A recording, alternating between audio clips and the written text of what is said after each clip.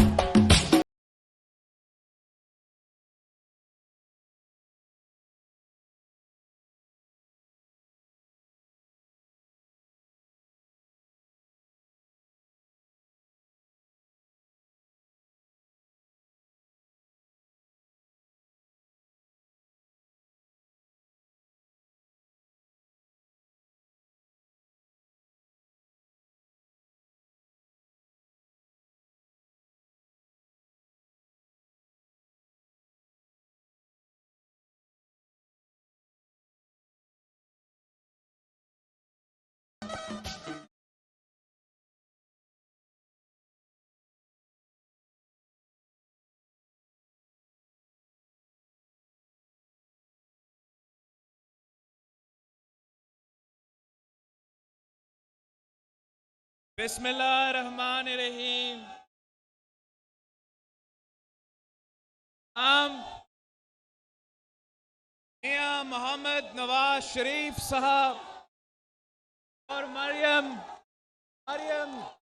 शरीफ साहिबा के शुक्रगुजार हैं।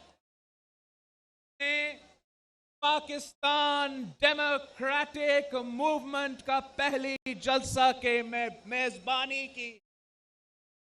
हम आप सब के शुक्रगुजार हैं।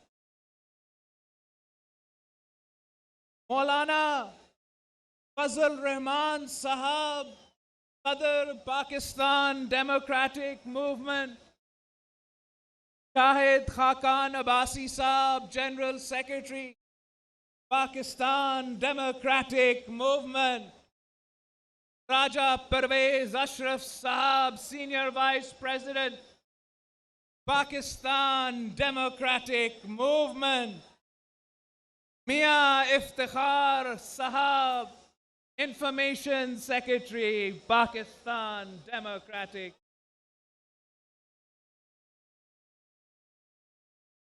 अचकसाई साहब, कमाल दीनी साहब, प्रोफेसर साजिद मीर साहब, पुरानी साहब, हम सब अपने परचम लेके पाकिस्तान डेमोक्रेटिक मूवमेंट का जो APC के नतीजे में हमारे रेजोल्यूशन था, हमारे मंशूर था, सब मिल के आपके सामने पेश करना चाहता। शुरू करने से पहले इसलिए कि ये मेरा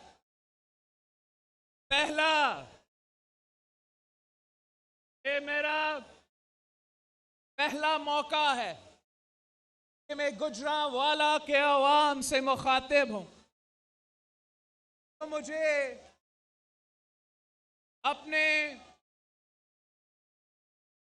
मैं आपके साथ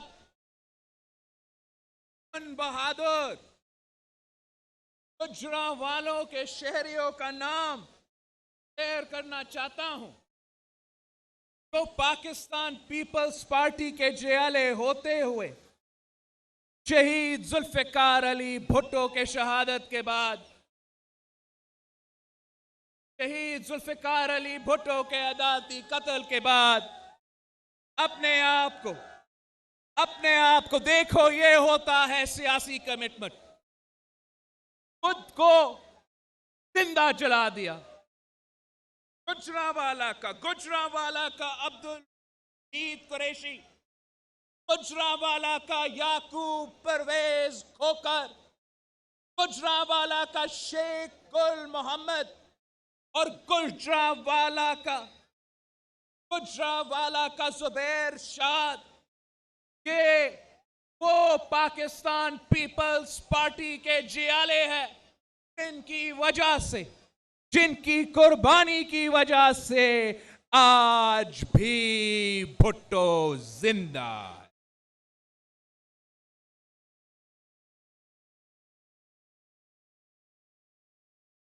गुजरांवाला वालों, 2 साल हो चुके हैं। मेरा आपसे एक ही सवाल है, क्या तब्दीली पसंद आई? कौन सी तब्दीली आई? कौन सी तब्दीली आई?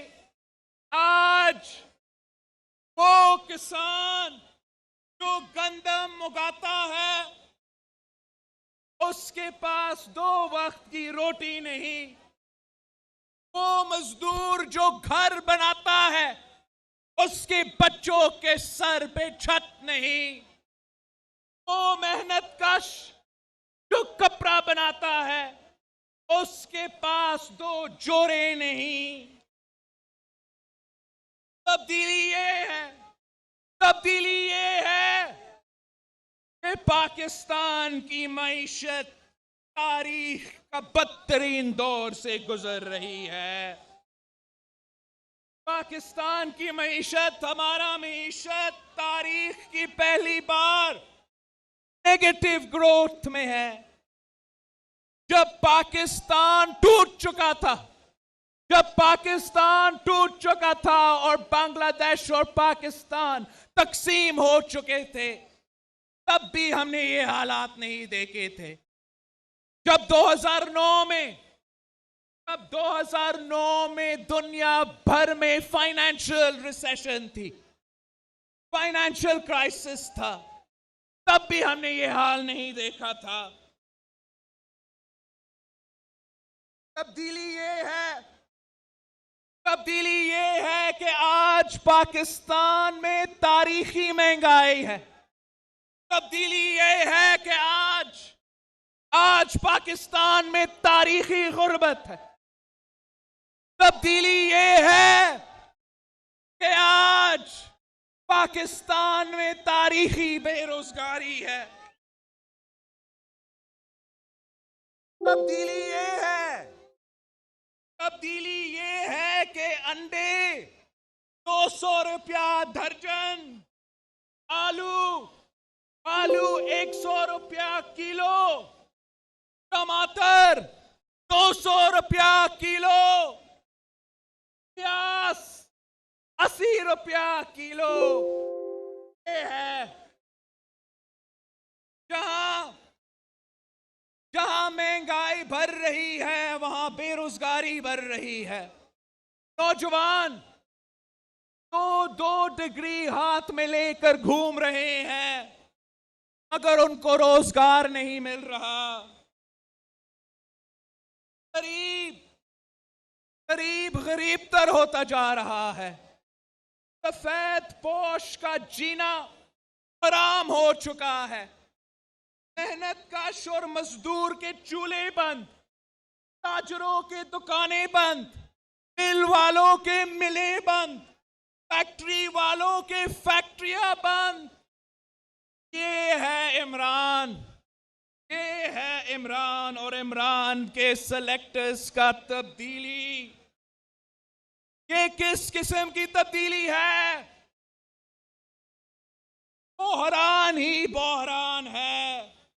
आटा की बहरान है, चीनी की बहरान है, दवाइयों की बहरान है, बिजली की बहरान है, गैस की बहरान है। और ये कहते हैं कि ये माजी के हुक्मरान के कसूर है। मैं पूछता हूं कि क्या वो घोरा सर्टिफाइड गद्दार कातिल मुशर्रफ ने बहरान नहीं छोड़ा था?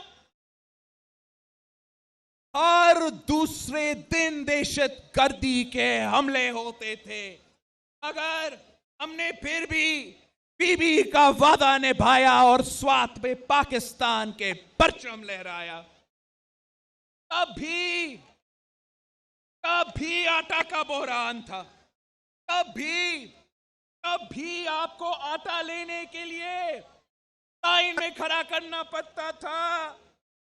तभी गंदम इंपोर्ट होता था। हमने 1 साल के अंदर ही अंदर सेल्फ सफिशिएंट हुए। 2 साल के अंदर ही अंदर हमने गंदम बैरून मुल्क बेचने शुरू कर दिया। हमने गंदम की सपोर्ट प्राइस को 400 फी मन से लेके 1200 फी मन तक पहुंचा दिया था। तब भी मुआशी बदहाली थी। तब भी महंगाई था। आपको इसाक डार साहब का स्टेटमेंट याद होगा कि खजाने खाली है। 2009 का फाइनेंशियल रिसेशन, 2 सैलाब, IMF तब भी था, मगर हमने अवाम को लावारिस नहीं, छोड़ा। हमने गरीब तरीन औरतों के लिए इनकलाबी बेनजीर इनकम सपोर्ट प्रोग्राम शुरू किया था। हमने पेंशन्स में, बुजुर्गों की पेंशन्स में 150% इजाफा किया। हमने तनख्वाह में 100% इजाफा किया।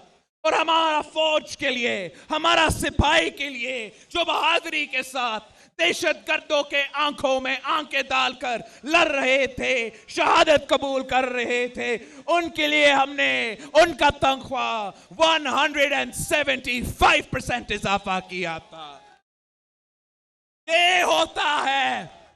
ये होता है अवामी हल महंगाई का, अवामी हल दहशतगर्दी का, अवामी हल आटा का बहरान का। और इमरान का हल क्या है?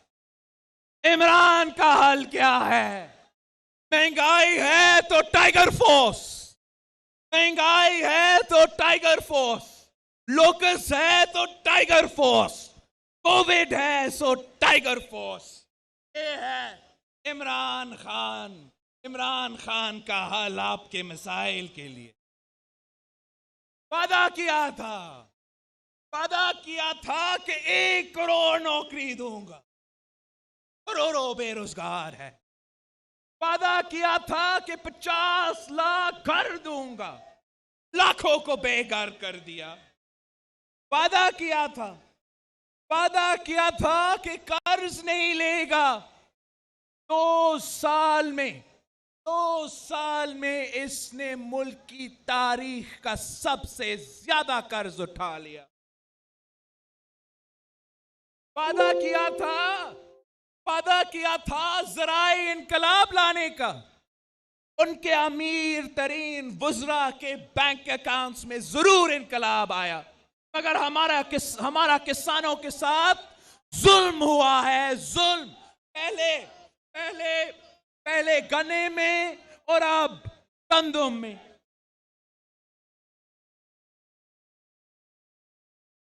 वादा किया था करप्शन का खात्मा का। करप्शन के सारे रिकॉर्ड्स तोड़ चुके हैं। उनका अपना अकबर एस बाबर, पीटीआई का फाउंडिंग मेंबर, बुनियादी रुकन, वो कहता है कि उसके पास सबूत है कि पीटीआई की फंडिंग भारत और इजराइल के शहरियों करते हैं, मगर कोई सुनने को तैयार नहीं। बीआरटी केपी का, पख्तूनख्वा का बीआरटी मंसूबा, उसमें इतना करप्शन। मुल्क का सबसे महंगा तरीन मेट्रो, उनके बसें आज खुद चल रहे हैं। मगर कोई आज खुद नोटिस नहीं लेता।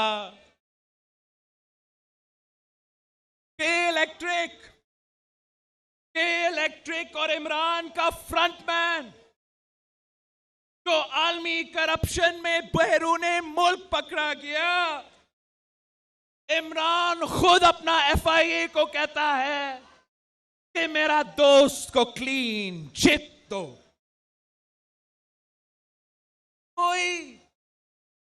कोई सिलाई मशीन से अरबपति बनती है, कोई पापा जॉन्स पिज्जा से अरबपति बनता है। उनके अपने दोस्तों के नाम पनामा में है, मगर कोई पूछने वाला नहीं। चीनी में करप्शन, आटा में करप्शन, दवाइयों में करप्शन, पेट्रोल में करप्शन, यहां तक के दरख्तों में भी करप्शन। आप सबको ये पता है कि आम आदमी के लिए करप्शन भरी है। थानों में, कचहरियों में उनके अपने लोग कह रहे हैं कि पंजाब में करप्शन का इजाफा हुआ है। ट्रांसपेरेंसी इंटरनेशनल कहता है कि करप्शन में इजाफा हुआ है। ये किस किस्म का मजाक है? ये किस किस्म का मजाक है कि सदर जरदारी पे इल्जाम लगे तो वो चले जेल, मियां नवाज शरीफ साहब पे इल्जाम लगे तो जेल, परियाल ताजपुर साहिबा पे इल्जाम लगे तो जेल, मरियम नवाज शरीफ साहिबा पे इल्जाम लगे तो जेल, मगर इमरान पे इल्जाम लगे, अलीमा बाजी पे इल्जाम लगे, आसिम बाजवा साहब पे इल्जाम लगे और कोई उनसे पूछता तक नहीं।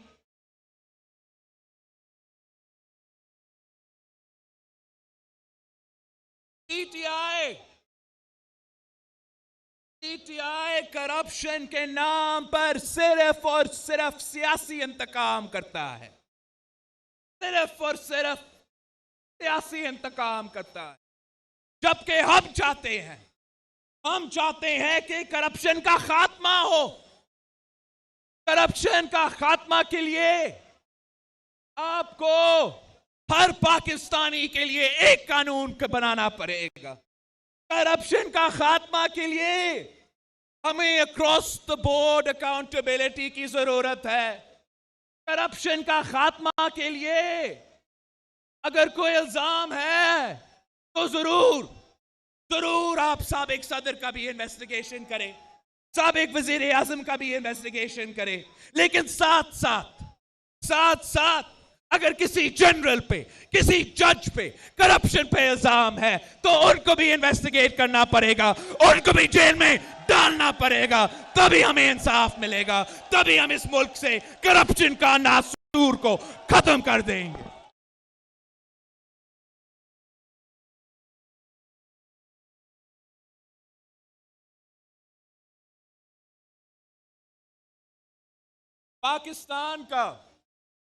पाकिस्तान का सबसे बड़ा सूबा पंजाब पे अफसोस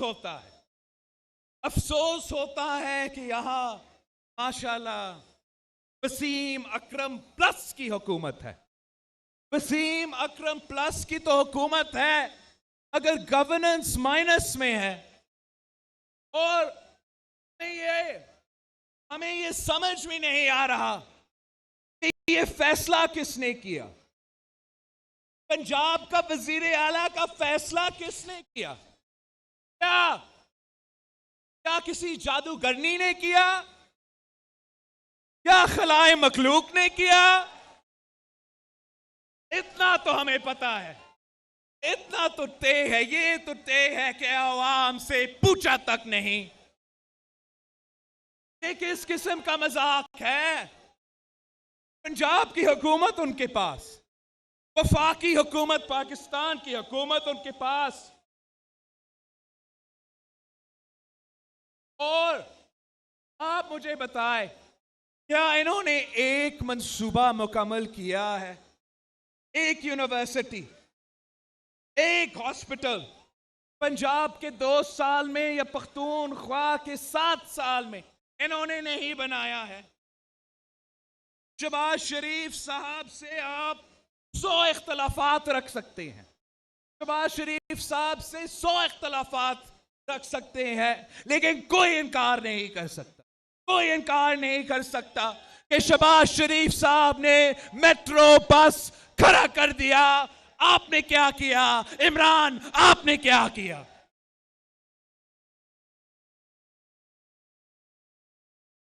अब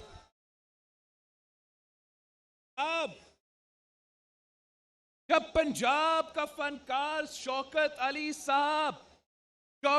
साहब बीमार पड़ता है, तो फिर वो सिंध की खैरपुर की तहसील गंबट जाके मुफ्त इलाज करवाता है, लिवर ट्रांसप्लांट का मुफ्त इलाज करवाता है। पाकिस्तान पीपल्स पार्टी के साथ आप 100 इख्तलाफात रख सकते हो, मगर आप इस बात से इनकार नहीं कर सकता कि मैंने मुफ्त इलाज के हॉस्पिटल्स का जाल बिछा दिया। इमरान, तूने क्या किया?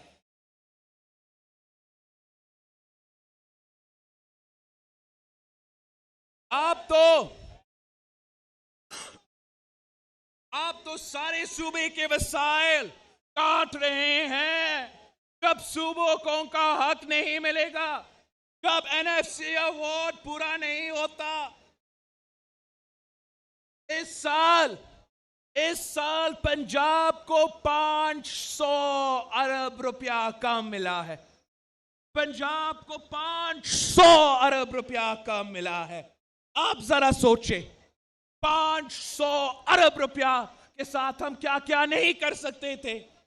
500 अरब रुपया के साथ आप गुजरांवालों के नौजवानों को कितना रोजगार दे सकते थे। 500 अरब रुपया के साथ आप इसी गुजरांवाला में कितने हॉस्पिटल्स, कितने तालीमी इदारे खड़े कर सकते थे। ये आपका पैसा है, ये पंजाब के अवाम का पैसा है, पंजाब के अवाम का पैसा है। कोई आप पे एहसान नहीं कर रहा। हम आपका हक, आपका पैसा, आपका वसाइल पीटीआई से छीन के रहेंगे।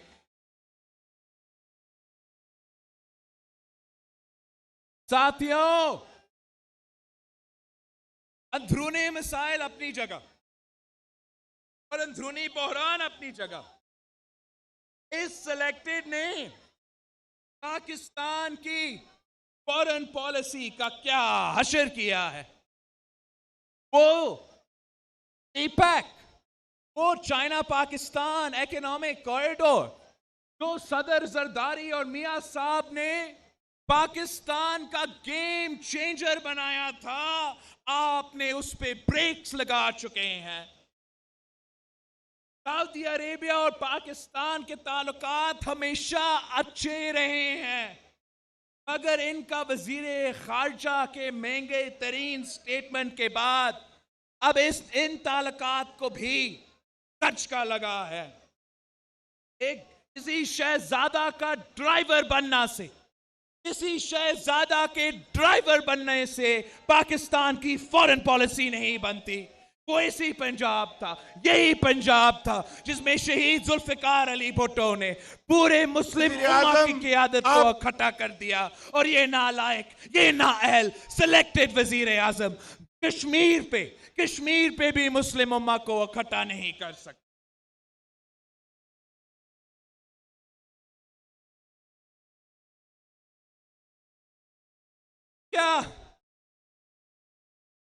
क्या ये समझते हैं, हम बेवकूफ हैं?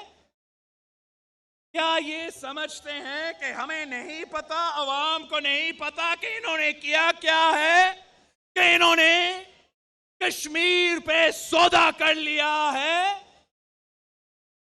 कान खोल के सुन लो इमरान, ये हर पाकिस्तानी का नारा है, ये गुजरांवाला का नारा है, कि कश्मीर का सौदा नामंजूर, कश्मीर का सौदा, कश्मीर का सौदा, कश्मीर का सौदा।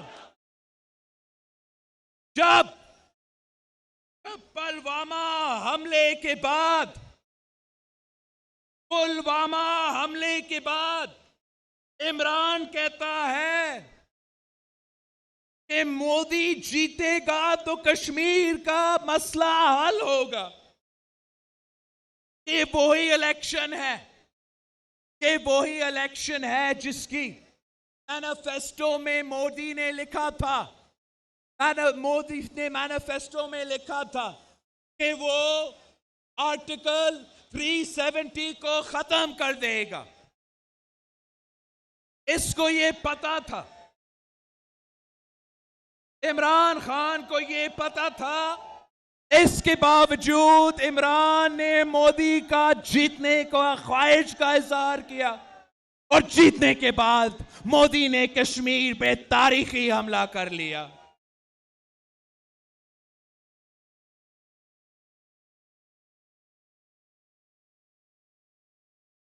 मोदी ने कश्मीर पे हमला कर दिया और इमरान मगरमच्छ के आंसू रोते रहे और कुछ नहीं किया। ये तो तारीखी हमला था, तारीखी हमला था, यूनाइटेड नेशंस के रेजोल्यूशन पे हमला था, मुसलमानों को अक़लियत में तब्दील करने का साजिश था। कश्मीरियों को एक साल से घरों में बंद रखा है, उनके सारे के सारे सियासी क़यादत को कैद में रख दिया है। 10 लाख फौज, 10 लाख हिंदुस्तान के फौज 1 करोड़ शहरियों का, 1 करोड़ कश्मीरियों के कैद में रखे हैं। नौजवानों को पैलेट गन से अंधे किए जा रहे हैं, औरतों का रेप किया जा रहा है, स्कूल्स बंद है, दवाइयां नहीं मिल रहा, बाजारों बंद है, कारोबार बंद है। और मोदी का चालाकी देखे, मोदी का चालाकी देखे। अगस्त 5 2019 को 370 का खात्मा कर दिया और एक साल बाद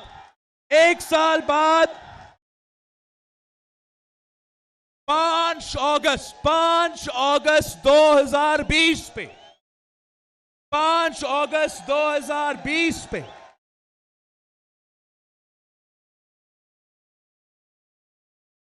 पूरा हिंदुस्तान ने ये दिन शोक का दिन मनाना था।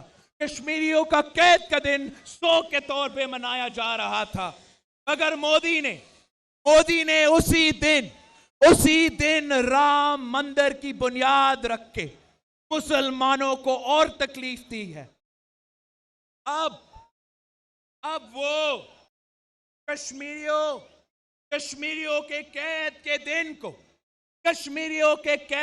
दिन को जश्न का दिन मना रहे हैं। अब butcher of Gujarat, Modi butcher of Gujarat से बुचर ऑफ कश्मीर बन चुका है। इमरान का जवाब क्या था? इमरान का जवाब क्या था कि हर जुम्मा पे एहतजाज होगा, हर जुम्मा पे एहतजाज होगा, जो सिर्फ और सिर्फ एक ही जुम्मा पे हुआ था।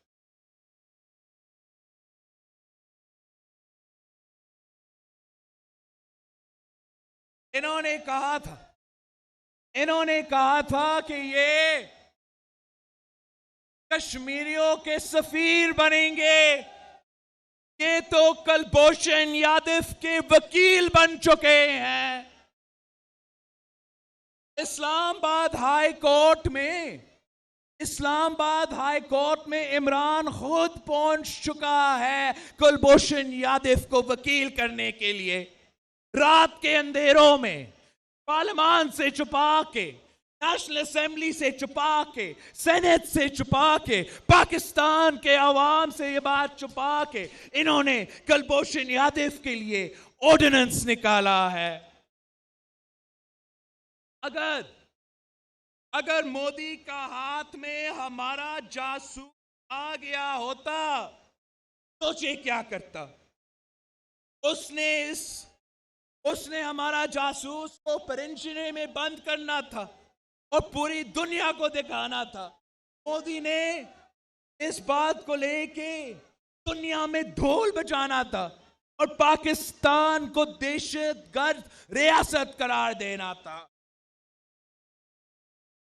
जहां हमने कुलभूषण के साथ क्या किया, हमें तो कुलभूषण यादव को रोड शो पे लेकर जाना था। कुलभूषण यादव के टेप्स को, कुलभूषण यादव के वीडियो रिकॉर्डिंग्स को पूरी दुनिया को दिखाना था। भारत का तशद्दुसी, भारत का दहशतगर्दी कश्मीर से लेके बलूचिस्तान तक बेनकाब करना था। मगर इस सिलेक्टेड, इस नाअहल ने, इस नालायक ने कुलभूषण यादव को एनआरओ दे दी। इस ऑर्डिनेंस की सूरत में ये सिलेक्टेड कुलभूषण यादव को एनआरओ देने की कोशिश कर रहा है और साथ साथ क्या करता है, आजाद कश्मीर का हमारा वजीर आजम पे गद्दारी के पर्चे काटता है।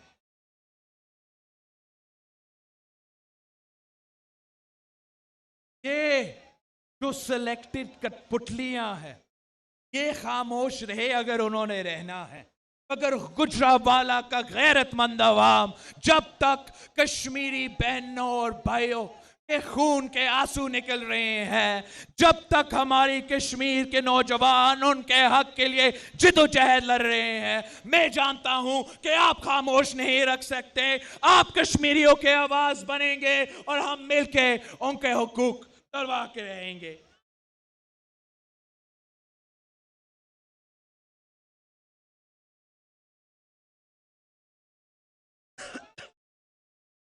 गुजरांवाला सिलेक्टेड से कश्मीर नहीं बच सका। करप्ट सिलेक्टेड से ना पंजाब या ना वफाक चल सका। सिलेक्टेड ने हमारा जमहूरियत का जनाजा निकाल दिया। सिलेक्टेड ने हमारा मईशत को तबाह कर दिया। कठपुतली राज मुकम्मल तौर पे नाकाम हो चुका है। ऐसा क्यों है? ऐसा क्यों है कि अवाम का मसाइल क्यों हल नहीं हो रहा? पाकिस्तान के मसाइल क्यों हल नहीं हो रहे? इसलिए कि अब 2020 है और आज भी हम वहीं के वहीं खड़े हैं। हम वो बुनियादी फैसले जो हर मुल्क अपने कयाम पे करते हैं कि क्या हमें आमरीत होना चाहिए या जमहूरियत होना चाहिए, हमें रूल ऑफ लॉ होना चाहिए या रूल ऑफ जंगल होना चाहिए, क्या हमारे अवाम को आजाद होना चाहिए या गुलाम होना चाहिए।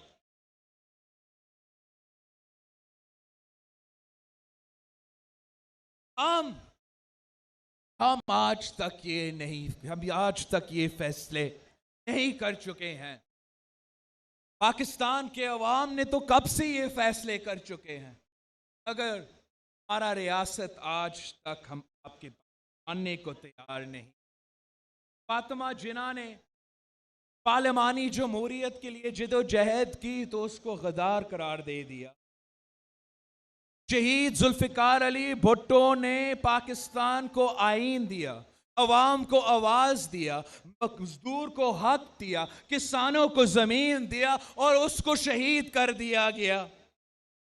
1986 में शहीद मोहतरमा बेनजीर भुट्टो लाहौर में तारीखी इस्तकबाल हुआ। इसी गुजरांवाला में तारीखी जलसा हुआ। मुतालबात तब भी वही थे कि जमहूरियत बहाल करो। मुतालबात तब भी वही थे, जमहूरियत बहाल करो, अवाम को हुकूक दो, अवाम को आजाद करवा दो। 1998 में यही मुतालबात थे इसी गुजरांवाला में। फिर 2007 में शहीद बीबी तो ये गुजरांवाला पहुंच नहीं सके। 2007 में यही मुतालबा थे कि जमहूरियत बहाल करो, अवाम को उनका हक दो, अवाम को आज़ाद करो। अगस्त 2007 में शहीद मोहतरमा बेनज़ीर भुट्टो को लियाकत बाग रावलपिंडी में शहीद कर दिया। और आज 2020 है, 2020 है और उसी गुजरांवाला में हम सब आपके सामने खड़े हैं। वही मुतालबात है, वही डिमांड्स है कि जमहूरियत बहाल करो, अवाम को उनका हक दो, अवाम को आजाद करो।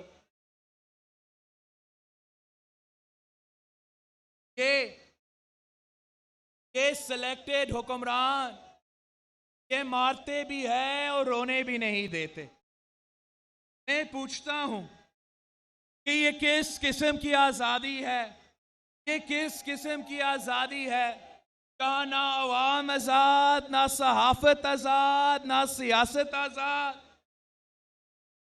साबिक वजीर आजम का इंटरव्यू नहीं चल सकता, साबिक सदर का इंटरव्यू नहीं चल सकता, मगर एपीएस के बच्चों के कातिलों एहसानुल्लाह एहसान का इंटरव्यू चल सकता है।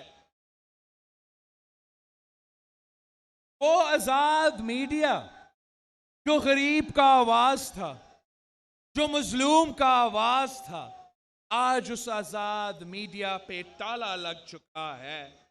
अदालत जो इंसाफ का इदारा है, अवाम का हकूक का तहफ़्फ़ुज़ करने वाला अदारा है, आज अदालत खुद दबाव में है। ये आजाद अदलिया के मुंह पे तमाचा है कि chief justice in waiting justice Qazi Faez Isa और उसकी बीवी पेशियां भुगत रहे हैं।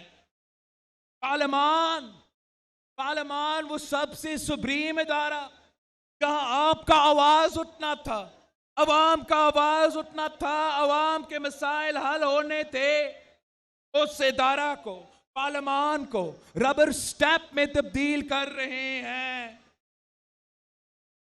जब भी लेजिस्लेशन करवाया जाता है तो जबरदस्ती करवाया जाता, बजट पास करवाए जाते हैं तो धांधली से आपके बजट पास करते हैं, धांधली से फैटिफ का लेजिस्लेशन पास करवाते हैं। जब मीडिया पे ताला लगा हुआ हो, जब अदालत आजाद ना हो, जब पार्लियामान को रबर स्टैंप में तब्दील करने की कोशिश जारी हो, तो फिर हम सब मजबूरन सड़कों पे आ चुके हैं अवाम के आवाज बुलंद करने के लिए, अवाम के हकूक का दिफा करने के लिए, जमहूरियत का बिलादस्ती के लिए। और ये कहते हैं कि देखो करप्ट एहतजाज कर रहे हैं। तो मैं पूछता हूं, क्या लेडी हेल्थ वर्कर्स करप्ट है? क्या यंग डॉक्टर्स करप्ट हैं? क्या किसान इत्तेहाद करप्ट है? क्या ट्रेड यूनियंस करप्ट है? क्या हमारे ताजिर करप्ट है? क्या इस पंडाल में मौजूद गुजरांवाला के अवाम करप्ट है? नहीं, बिल्कुल नहीं। अगर कोई करप्ट है तो ये सिलेक्टेड हुकूमत है, अगर कोई करप्ट है तो ये नालायक नाअहल हुक्मरान है।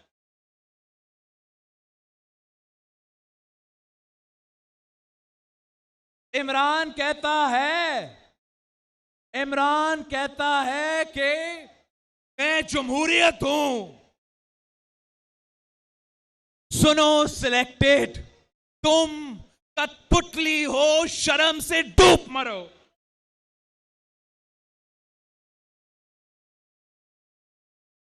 ये अवाम, ये गुजरांवाला के अवाम जमहूरियत है।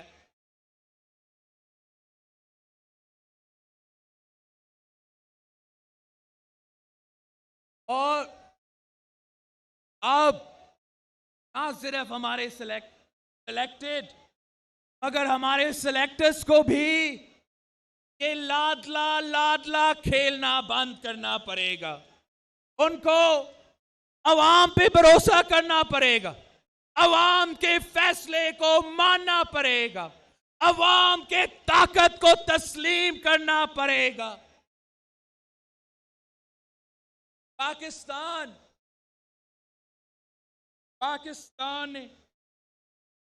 पाकिस्तान के 70 साल जाया किया गया है। बस बस बस कर। साथियों, हमने एपीसी पे सारे पाकिस्तान के हकीकी नुमाइंदे को एक पेज पे खड़ा कर दिया और अब हमारा सिलेक्टेड और सिलेक्टर्स को हमारा पेज पे आना पड़ेगा, वरना जाना पड़ेगा, जाना पड़ेगा, जाना पड़ेगा।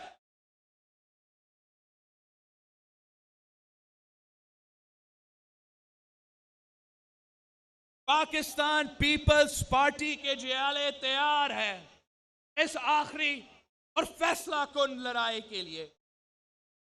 हम जानते हैं कि मौलाना फजल रहमान साहब के बड़े, गौस बख्श बिजिंजो साहब, वली खान साहब, शाह अहमद नूरानी साहब के दस्तक उसी 1973 कॉन्स्टिट्यूशन पे है जिसकी बलादस्ती के लिए हम आज जिदोजहद कर रहे हैं। हम साथ थे movement in the restoration of democracy, MRD में हम साथ थे। मियां साहब और शहीद मोहतरमा बेनजीर भुट्टो ने चार्टर ऑफ डेमोक्रेसी पे दस्तखत की जो आज तक हमारा मंशूर है। हम alliance of the restoration of democracy ARD में भी साथ थे। सदर जरदारी, मियां मोहम्मद नवाज शरीफ, फजल रहमान साहब, असफंदिया और वाली साहब, हम सब 18वीं तरमीम पे भी दस्तखत हमारे हैं और इसी 18वीं तरमीम के तहफ़्फ़ुज़ के लिए हम आज निकले हैं। हमारे बलोच और पश्तून कॉमरेड्स हमारे साथ है। बच्चा खान के सुर्ख पोश हमारे साथ है। मौलाना के मुजाहिद हमारे साथ है। मियां साहब के मत वाले हमारे साथ है और बीबी शहीद और भुट्टो शहीद के जयाले हम सब एक पेज पे है। अब वक्त आ चुका है इमरान खान का घबराने का वक्त आ चुका है। अब इंशाअल्लाह ताला तीर कमान से निकल चुका है। पाकिस्तान डेमोक्रेटिक मूवमेंट के तहरीक शुरू हो चुकी है। आज का तारीखी जलसा गुजरावाला में और 18 अक्टूबर को हम आपके मेजबान होंगे। 18 अक्टूबर को पाकिस्तान पीपल्स पार्टी आपका मेजबान होंगे। हम कराची में सानिया कारसाज को मनाते होएंगे। आपको एक और तारीखी जलसा करके दिखाएंगे और इन सिलेक्टर्स को और इस सिलेक्टेड को ललकार के रहेंगे। आप सबका बहुत शुक्रिया, मैंने ज्यादा टाइम ले लिया है। पाकिस्तान जिंदाबाद।